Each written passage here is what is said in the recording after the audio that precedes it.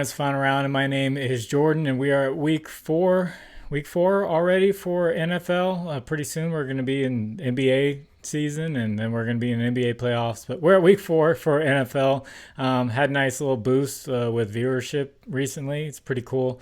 So that just means I need to help you guys get some winners. So we're going to jump right into this. You'll see images that come up on the screen right here. That's from a data app called Outlier. There's a link in the description that'll give you a 7-day free trial for Outlier. So I'm just going to get this one out of the way. You've probably heard it all over the place. I don't watch other channels. I'm friends with a lot of them, but I don't watch them. But I have a feeling this one's going to be pretty popular. And the only reason why I'm pointing him out is because he's an Ohio State Buckeye, and I'm just really excited to pick him for the first time this season. So it's going to be Marvin Harrison Jr. over 69.5 receiving yards, minus 125. Or an anytime touchdown at plus 100. His rapport with Kyler Murray has slowly gotten better as the season went. The very first week was a dud. He had just 3 targets, and then week 2, 8 targets. Week 3, 11 targets. And now he's going up against Washington Commanders, who are one of the worst pass defenses in the NFL, if not the worst pass defense in the NFL. I'm just going to read off their first few weeks of trying to defend the pass. So week 1, 83 yards, 1 touchdown to Chris Godwin with 61 yards and 2 touchdowns to Mike Evans. That was the same team. 127 yards and a touchdown to Malik Neighbors and the Giants, and then 118 yards and 2 touchdowns to Jamar Chase. So they're giving up a lot to number 1 options, and they are giving up touchdowns to number 1 options. So tight end Trey McBride has been ruled out with a concussion. He was getting around 24% of the target share, whereas Marvin Harrison Jr. was getting just above 25%. So now you take away 24%. A lot of target share is going to go to Marvin Harrison Jr. in this great matchup. And with red zone targets, he doesn't necessarily need to be in the red zone to get a touchdown. But even with Trey McBride there, he was getting 37.5% of the red zone targets when they got there. So I like Marvin Harrison Jr. from the Ohio State University for 70-plus yards or an anytime touchdown. And that's for plus 100, or you can put them together. It's and or. So next on the list, if you haven't seen that on another channel, you probably have. Next on the list is Jamar Chase over 71.5 receiving yards, minus 113. He finally had his bounce back game with Joe Burrow. They started off really cold. They still haven't won a game, but Joe Burrow had a really good game the last game, and that was versus Washington's defense. So like I said, with the Marvin Harrison Jr. Rundown, he had 118 yards and 6 receptions in that last game. Now he's going up against the Panthers. Panthers actually looked pretty good with Andy Dalton last week, and the Bengals have been struggling to stop teams. That's why they're 0-3. So the Panthers could keep this pretty close. This could be a shootout, not a game where the Bengals go up huge and then they're just running the ball near the end of the game. Joe Burrow's going to have to throw the ball a lot, and he's going to be targeting his guy, Jamar Chase. So when it comes to receiving yards given up, Panthers are kind of in the middle of the league, but that has to do with them just struggling those first 2 games and teams just being up big and just running the ball a lot. So you kind of have to take the passing yard ranking with a grain of salt there.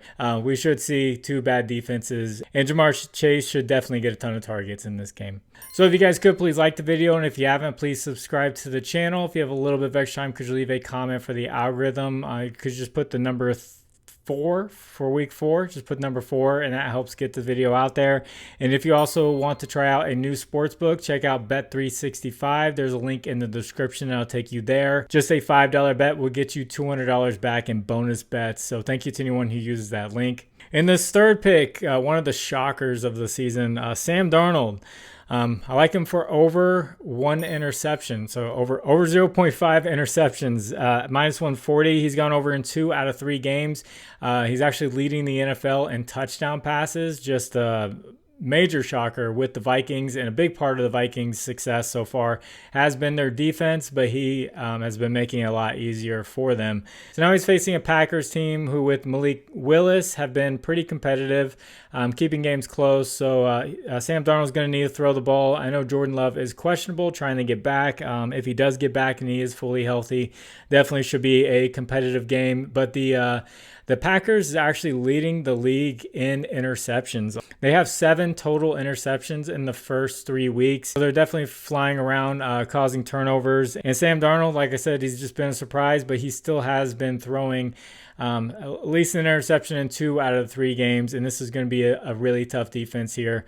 I know it's minus 140, but it could be something you throw into a parlay, just with the Packers getting so many picks. In this 4th pick, I was really impressed with this guy. The last game the Jets played, and he's getting slowly just phased in more. And it's Braylon Allen of the Jets, over 48.5 rush plus receiving yards at minus 115. He is the backup running back to Breece Hall of the Jets, and Breece Hall, no doubt, is still the number 1. But Braylon Allen looks really good out there, almost like I hate to say it, like a Derrick Henry. Like, he is big and he's quick. He can catch the ball out of the backfield. So his carries, in week 1, he had 1 carry and he had 1 reception. And then week 2, he gets 7 carries, 2 receptions. Week 3, 11 carries, 3 receptions, just slowly getting put in there. And this guy's just got a lot of talent, going up against the Denver Broncos, who are giving up the 7th most rushing yards to running backs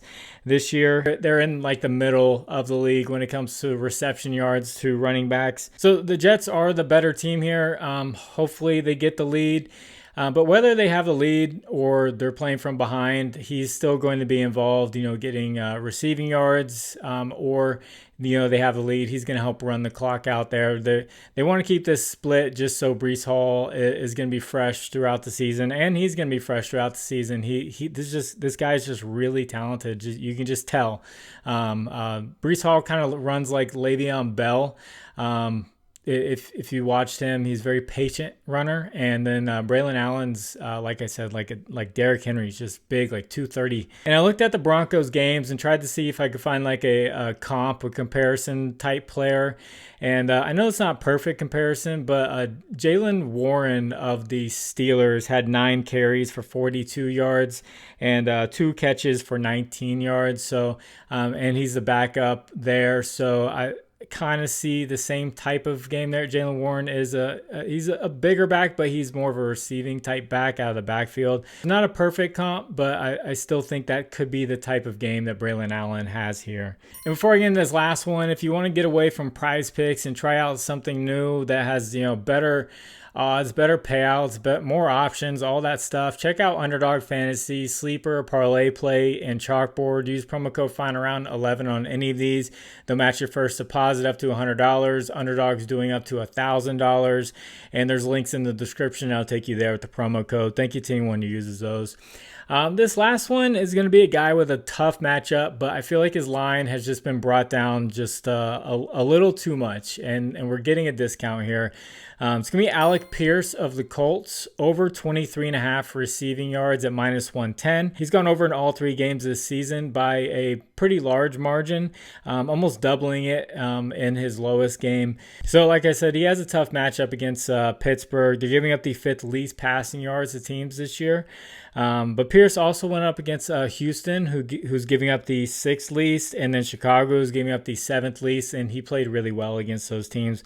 I'm not saying Chicago is like a great defense against the pass. That's where it comes in. If you're down, teams are going to run on you. You have to. These rankings are a little bit skewed, but still, just 23.5 yards. He's been able to get this done, and I really like where this line is at.